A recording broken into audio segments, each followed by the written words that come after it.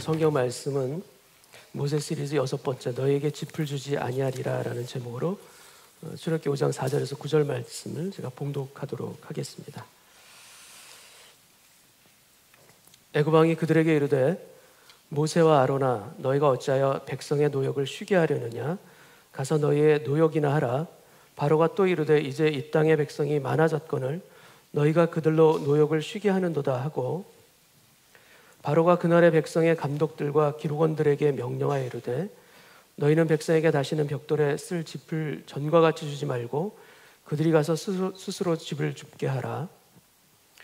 또 그들이 전에 만든 벽돌 수요대로 그들에게 만들게 하고 감하지 말라. 그들이 게으름으로 소리질러 이르기를 우리가 가서 우리 하나님께 제사를 드리자 하나니 그 사람들의 노동을 무겁게 함으로 수고롭게 하여 그들로 거짓말을 듣지 않게 하라. 여기까지입니다.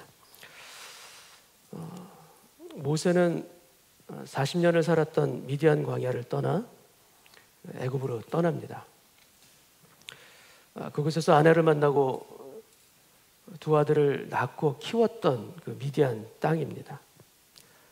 여러분이시라면 40년 동안 살았던 곳, 그곳에서 가정을 꾸렸던 곳, 그것을 떠나실 때 여러분의 마음은 어떠실 것 같습니까? 저는 40년 동안 살아본 데가 없기 때문에 다 그걸 알 수는 없지만 매우 마음이 힘들었을 것은 분명합니다. 그것도 가야 되는 곳이 어느 곳이냐면 가기 두려운 곳이에요. 위험한 곳이라고 느껴지는 그 애굽으로 돌아가는 그 길이라면 이 떠나는 여정에 있어서의 모세의 마음이 어떠했을까? 분명 힘들었을 것입니다. 하나님께서는 그런 무거운 마음을 안고 애굽으로 돌아가는 모세에게 하나님은 격려를 하십니다.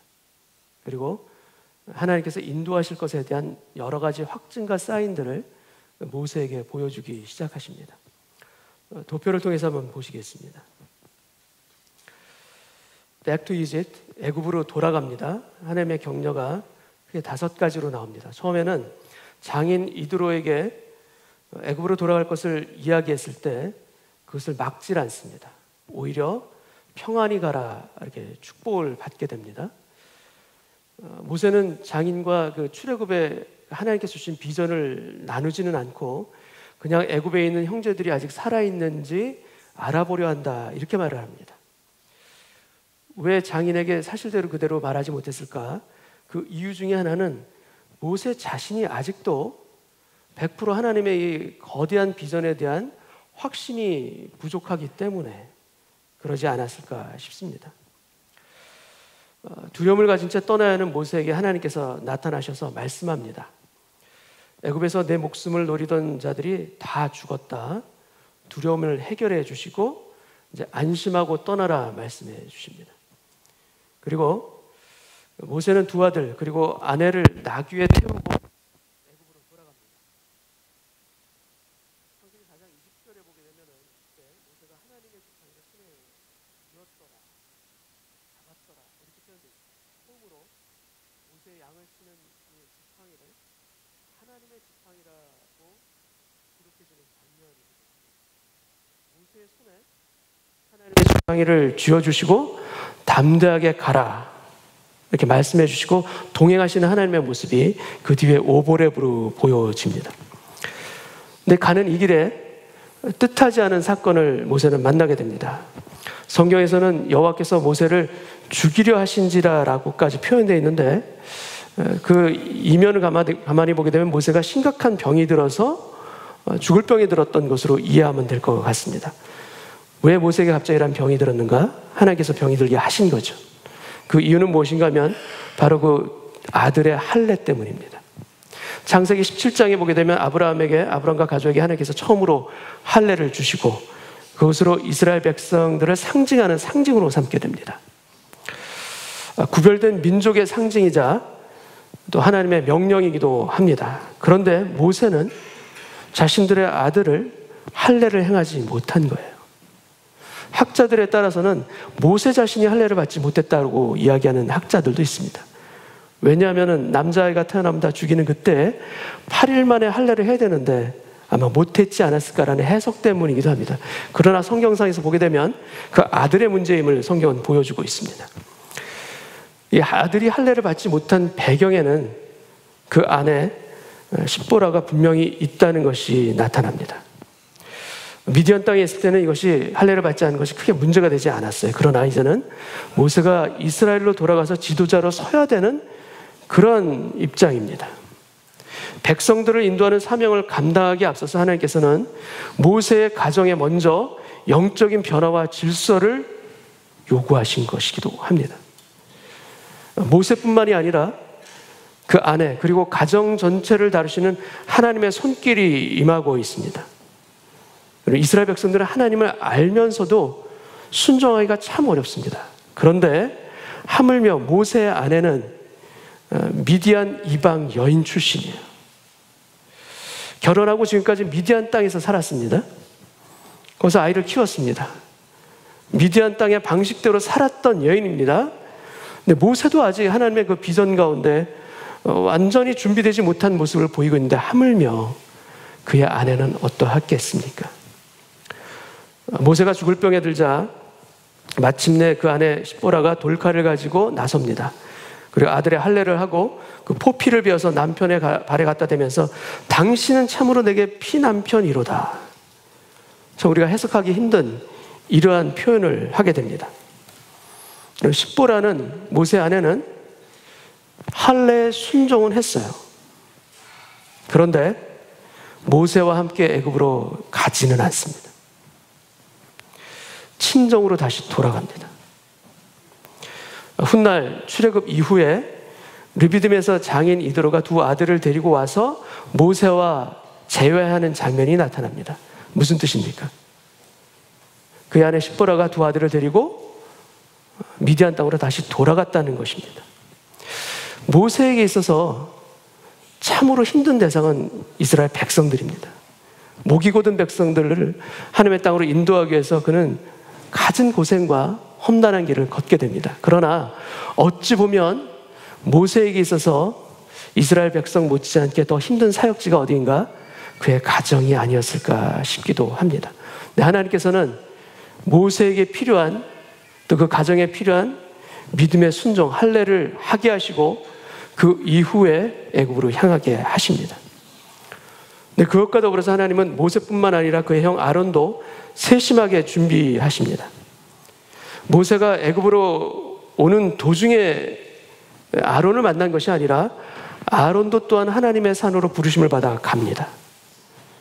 그래서 모세와 아론이 다 같이 하나님의 산 호렙산에서 하나님의 경험을 가지고 함께 애굽으로 돌아가는 장면입니다.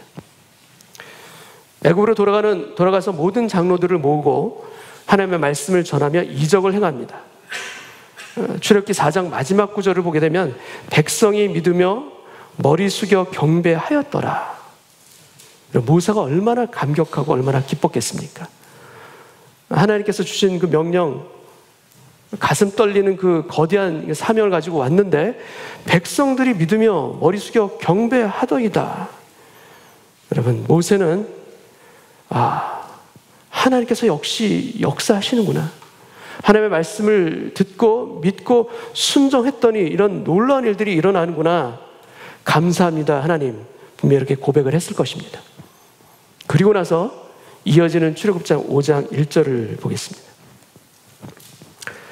5장 1절.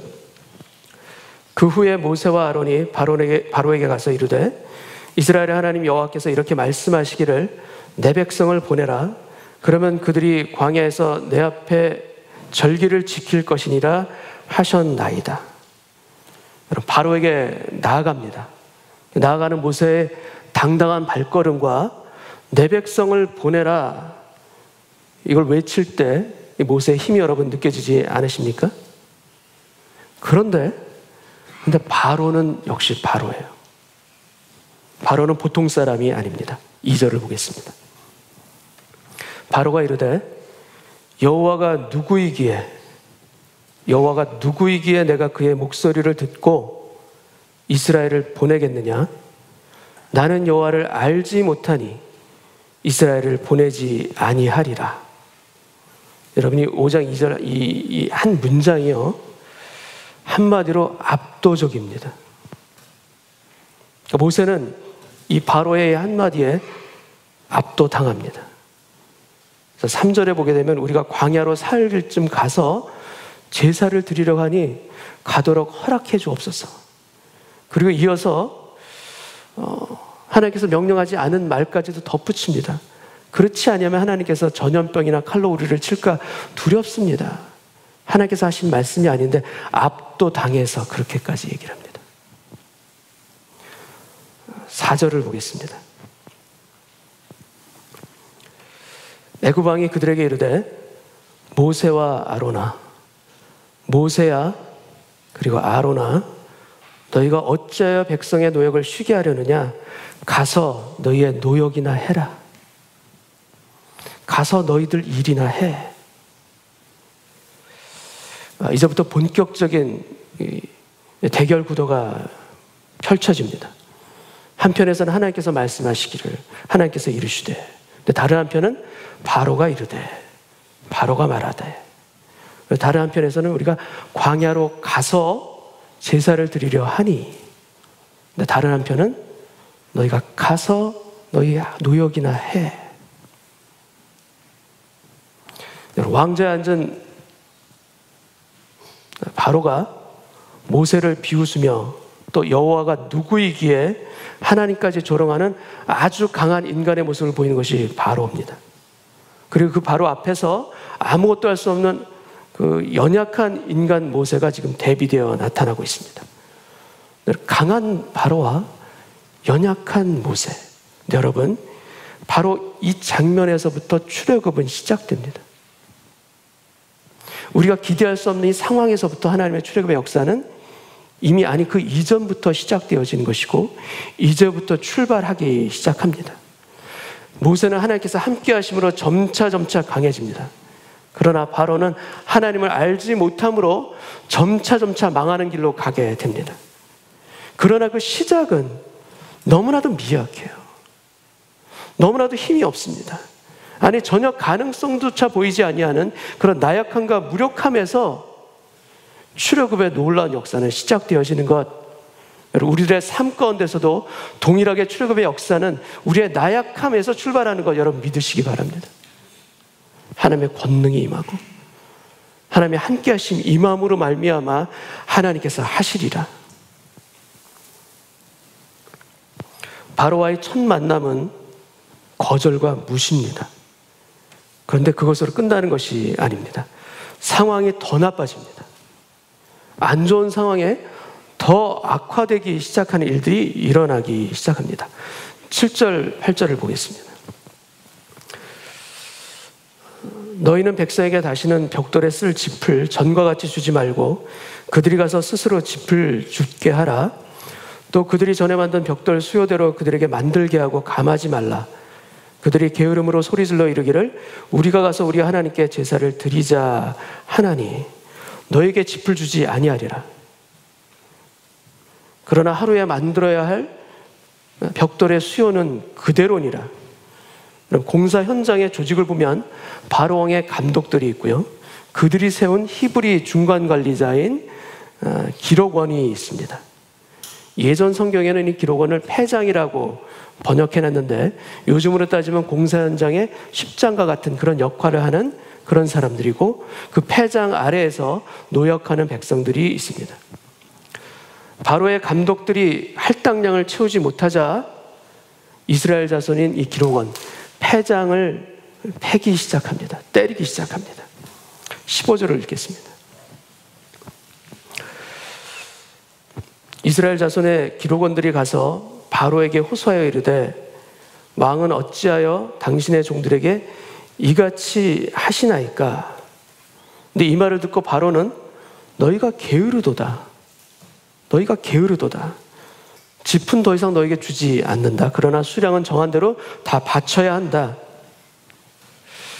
제가 어렸을 때 이 출애굽기 이 장면을 읽으면서 짚을 주지 않는데 왜 그렇게 노역하기가 힘들었을까? 그 이유가 무엇이었을까라고 생각해 봤던 적이 있습니다. 그 당시 제 나름대로의 결론은 무엇이었냐면은 지푸라기가 없어서 운반을 할 때 어깨나 몸이 아파서 힘들지 않았을까? 이런 생각을 어렸을 때 제가 했었어요. 여러분, 이 벽돌 제조 과정에서 짚을 잘게 썹니다. 그리고 진흙과 함께 섞어서 반죽을 하는 거예요. 그래야지만 진흙이 부서지지 않고 단단하게 서로 붙는 거예요. 예전에 시골에서 벽돌담을 만들 때 보면 거기에다가 지푸라기를 섞어서 만들었던 거 여러분 보셨을 것입니다. 그것과 아주 동일한 원리입니다. 그러니까 지푸라기는 벽돌을 만드는 데 있어서 들어갈 필수 재료예요. 근데 그것을 주지 아니하리라. 힘겨운 겁니다. 일이 진척이 없는 것입니다. 바로의 힐난을 받고 패장들이 다시 나옵니다. 바로에게 호소했던 패장들이 모세와 아론이 길에 서 있는 것을 보고 그들에게 말합니다. 21절을 읽겠습니다. 그들에게 이르되 너희가 우리를 바로의 눈과 그의 신하의 눈에 미운 것이 되게 하고 그들의 손에 칼을 주어 우리를 죽이게 하는도다. 너희는 여호와는 너희를 살피시고 판단하시기를 원하노라. 이런 패장들의 그 원망과 비난을 듣고 또 모세가 하나님께 기도하기 시작합니다. 근데 이 기도는 아주 비통한 마음으로 하는 기도입니다. 22절을 읽겠습니다. 모세가 여호와께 돌아와서 아뢰되 주여 어찌하여 이 백성이 학대를 당하게 하셨나이까? 그리고 어찌하여 나를 보내셨나이까? 내가 바로에게 들어가서 주의 이름으로 말한 후로부터 그가 이 백성을 더 학대하며 주께서도 주의 백성을 구원하지 아니하시나이다. 모세의 이 기도에 하나님의 백성들이 동일하게 겪는 아픔과 고통이 고스란히 담겨 있습니다. 실제로 우리들에게 고통스러운 것 중에 하나가 무엇인가 하면 믿음으로 살고 있는데 그런데 더 큰 시련이 오는 거예요. 믿음의 결단을 내리고 용기 내서 그 길을 걸어가는데 오히려 비난받고 후회할 일들이 앞에 펼쳐져 있는 것이에요. 그럴 때 우리의 믿음이 위기를 맞습니다. 그럴 때 우리의 믿음의 발걸음이 실족하기도 하고요. 간혹 믿어봐도 소용없는 것 아닌가. 우리의 신앙의 방황이 일어나는 때도 바로 이러한 때입니다. 나쁜 상황이 더 악화될 때 모세와 패장의 반응이 어떻게 나타나는가 우리가 도표를 통해서 한번 보겠습니다. From bad to worse. 그러니까 나쁜 상황이 더 악화되는 그러한 경우입니다. 패장들은 애국 감독들이 임명한 히브리 백성들 중에서 대우받는 자리에 있었던 사람들입니다. 근데 그 패장들은 바로에게 호소합니다. 물론 이 사람들은 하나님을 믿습니다. 그러나 자신의 생사를 주관할 주인이 누구인가 이들에게 명목상의 주인은 하나님일지 몰라도요, 실제로 그 주인은 바로 왕인 것입니다. 이것이 그들이 바로에게 호소하는 이유이기도 합니다. 짚을 주지 아니하면 하나님께 달려가기 이전에 바로에게 달려가 호소하는 이러한 일들이 우리에게는 얼마나 또 많이 일어나는지. 우리에게 있어서 기도는 하나님께 나아가는 제일 첫 걸음이 아니라 하다 안 돼서 마지막에 하는 마지막 걸음이 바로 기도는 아닌지. 패장들은 바로에게 호소하고 원하는 대로 일이 풀리지 않게 되자 모세를 원망하고 여호와는 너희를 판단하시기를 원하노라 정죄하며 판단합니다. 여러분, 상황이 더 악화될 때 이러한 반응이 우리가 택할 수 있는 가장 쉬운 반응들이에요. 너무나 우리는 쉽게 이 일 가운데 설 때가 많습니다. 너에게 짚을 주지 아니하리라 그것과 관련된 사람을 찾아요. 비난하고 정죄하는 것으로 우리의 감정을 풀고 위안을 삼을 때가 많이 있습니다. 여러분, 반면 모세는 어떠합니까? 모세는 패장과 달리 여호와께 호소합니다. 근데 여호와께 호소는 하는데 모세도 주여 어찌하여 우리가 학대를 당하게 하십니까? 주여 어찌하여 나를 이 자리에 보내셨습니까? 학대가 더 심해지는데 하나님께서는 이 백성들을 왜 구원하지 아니하십니까? 분명히 하나님께 호소하며 기도는 하는데 여러분, 마음이 굳어 있어요. 마음이 딱딱해요. 왜 그렇습니까? 눈에 보이는 결과, 그거가 보이고요. 그 뒤에서 일하시고 있는 하나님이 보이지 않기 때문이에요. 아니, 보이지 않아요, 그 하나님이. 믿음으로 무장되지 않는 한 일하시는 하나님은 희미합니다. 우리가 믿음으로 선포하며 하나님을 경배하는 그 자리에서도 일하시는 하나님이 희미하게 보일 때가 참 많은데, 하물며 그 하나님에 대한 믿음이 없는 그 자리에서 어찌 하나님의 일하심이 보이겠습니까? 그래서 하나님은 우리를 구원하시지 않아. 이런 모세의 이 모습과 패장의 이 모습, 우리는 패장과 모세의 이 둘 사이를 왔다 갔다 하는 것은 아닌지. 여러분, 순종이 고통을 가져올 경우가 있습니다. 순종하는데 고통이 따를 수 있어요. 성경은 믿음의 순종과 결단이 고통을 가져올 수 있다는 걸 숨기지 않고 정직하게 경고하고 보여줍니다. 정말 어렵게 믿음의 순종을 했는데 일이 이상하게 꼬여버리는 경우가 얼마나 많이 있습니까? 직장에서 믿음을 가지고 정직하게 일을 했는데 돌아오는 것은 불이익이에요. 여러분, 이러할 때 우리는 어떻게 해야 합니까? 이러할 때 우리는 하나님을 어떻게 대면해야 합니까? 하나님께서 이러한 문제를 가지고 주여 어찌하여 호소하고 있는 모세에게 나타나 말씀하십니다. 출애굽기 6장 1절 말씀을 보겠습니다. 여호와께서 모세에게 이르시되 이제 내가 바로에게 하는 일을 네가 보리라. 강한 손으로 말미암아 바로가 그들을 보내리라. 강한 손으로 말미암아 바로가 그들을 그의 땅에서 쫓아내리라. 여러분, 이 말씀을 보실 때, 또 이 말씀을 들을 때 여러분의 마음은 어떠십니까? 기대와 소망으로 마음에 불이 일어나십니까? 이제 내가 바로에게 하는 일을 내가 보리라. 나의 강한 손으로 바로를 통해서 그들을 이 땅에서 나가게 하리라. 이 말씀을 읽는데요, 마음에서 기대와 소망으로 불이 일어나는 것이 아니라, 죄송하지만 이 말씀이 공허해요. 이 말씀이 다가오질 않아요. 이 말씀을 듣고도 별 감흥이 없어요. 왜 그렇습니까? 모세는 이 말씀을 이미 수차례 들었던 말씀이에요. 이미 익히 알고 있는 말씀인데 다시 반복해서 하시고 있어요. 이 뒤에 16절에서 모세가 항변합니다. 하나님, 이스라엘 자손도 내 말을 듣지 않는데 하물며 바로가 제 말을 듣겠습니까? 왜 그런데 똑같은 말씀을 저에게 해주십니까? 아무 효력도 없고 오히려 상황은 더 악화되는데 왜 같은 말씀을 반복해서 저에게 주십니까?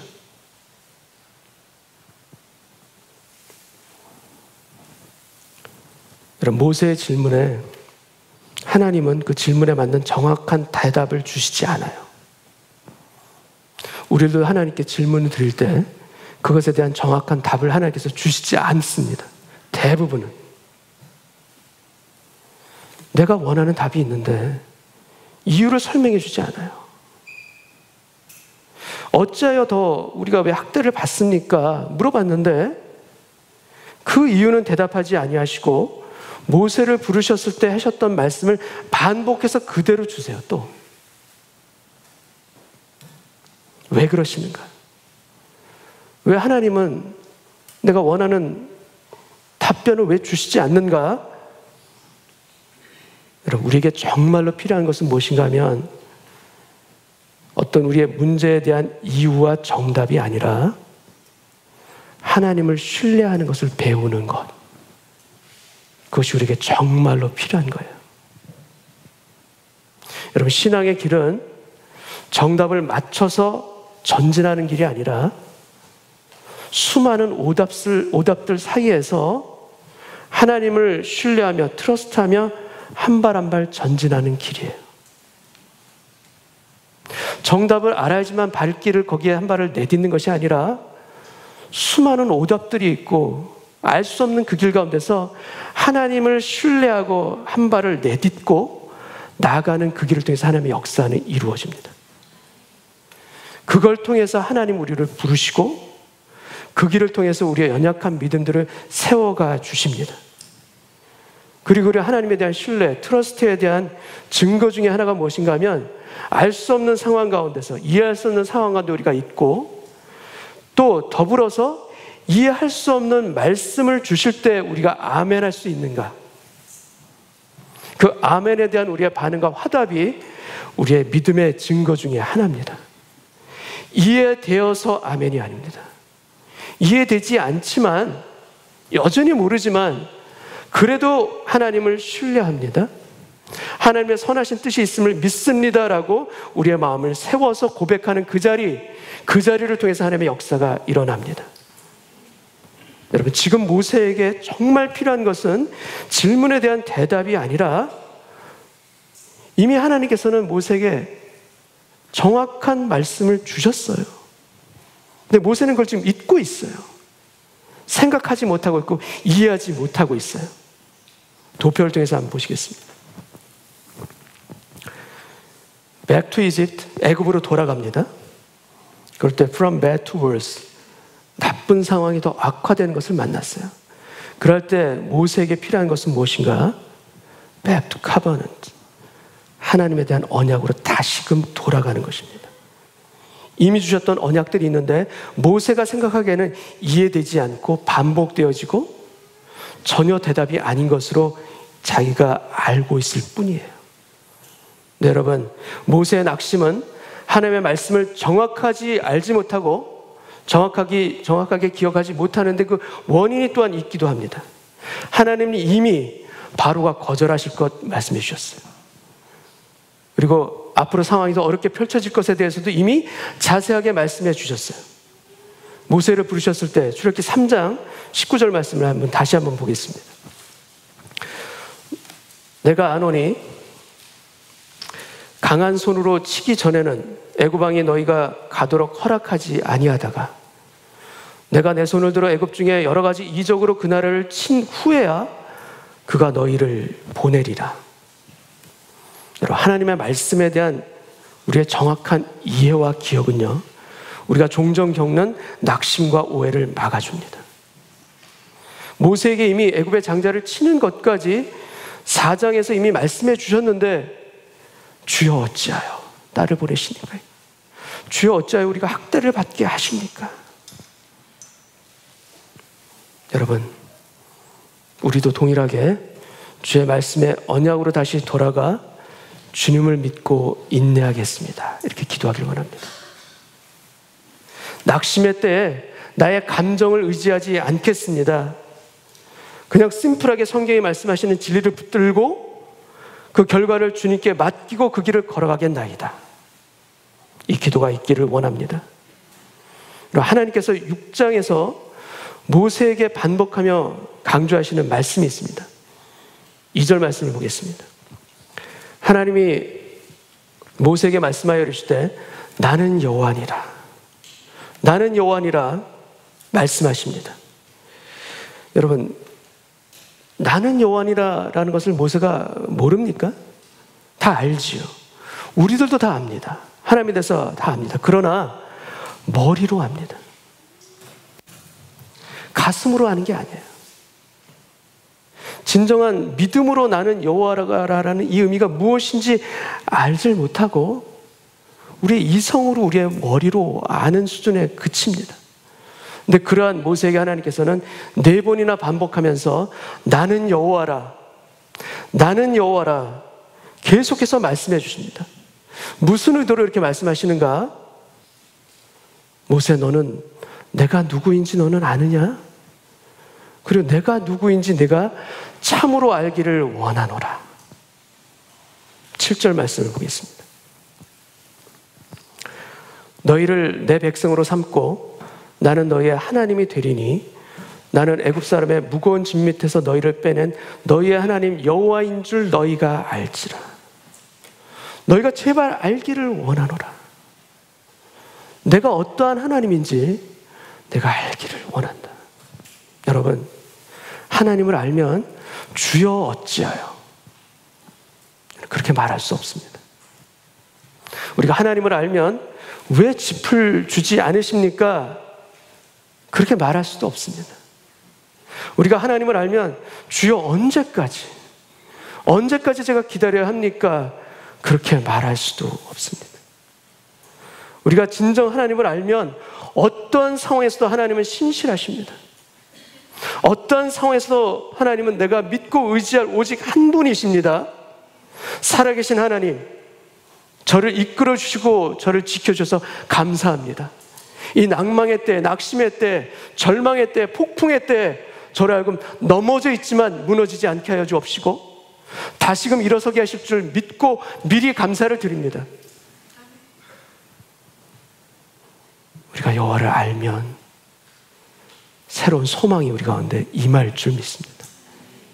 그러므로 우리가 여호와를 알자. 힘써 여호와를 알자. 그의 나타나심은 새벽빛같이 어김없나니 비와 같이 땅을 적시는 늦은 비와 같이 우리에게 반드시 임하시리라. 여러분, 순종이 고통을 가져올 때가 있습니다. 그때에도 하나님의 말씀을 정확하게 알고 기억하기를 원합니다. 이해할 수 없는 일이 일어나도 그분의 선하신 뜻이 반드시 있다. 하나님의 선하심을 신뢰하는 자리에 제가 굳건하게 서 있기를 원합니다. 여러분, 감사한 것은 무엇인가 하면 하나님께서 우리의 고집을 이기신다는 사실입니다. 하나님께서 우리를 이기십니다. 그런데 힘으로 이기시는 것이 아니라 은혜로 우리를 이기십니다.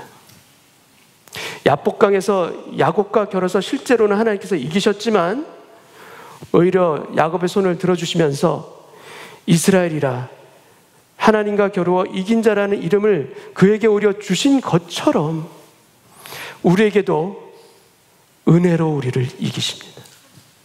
우리의 손을 들어주시면서 져주시면서 우리를 이기십니다. 그래서 우리의 불순종과 거절을 오래 참으시면서 결국에는 이기시는 그 아버지 하나님. 여러분, 결국 구원의 은혜 가운데 우리를 하여금 들어오게 하시고 믿음의 선한 길을 걷게 하시는 그 아버지 하나님이 우리를 이기시는 오늘 예배되길 원합니다. 그 은혜 가운데 하나님을 붙드는 오늘 예배되기를 원합니다. 모세는 결국 어떻게 됩니까? 주여 어찌하여 나를 보내셨습니까? 항변했던 그 모세가 결국에는 바로에게 다시 갑니다. 그리고 다시 하나님의 말씀을 전합니다. 그가 넘어져 있었지만, 쓰러져 있었지만 하나님의 강권하시는 은혜 안에서 다시금 일어서서 다시금 사명의 길로 가는 거예요. 여러분, 이 모세에 가는 이 길이 우리들 역시 가는 길도 또한 되기를 원합니다. 우리를 역시 이끌어 가시고 인도하셔서 사명의 길로, 하나님의 온전하신 길로 이끌어 가신 아버지 하나님이 나를 지금도 붙들고 계시다.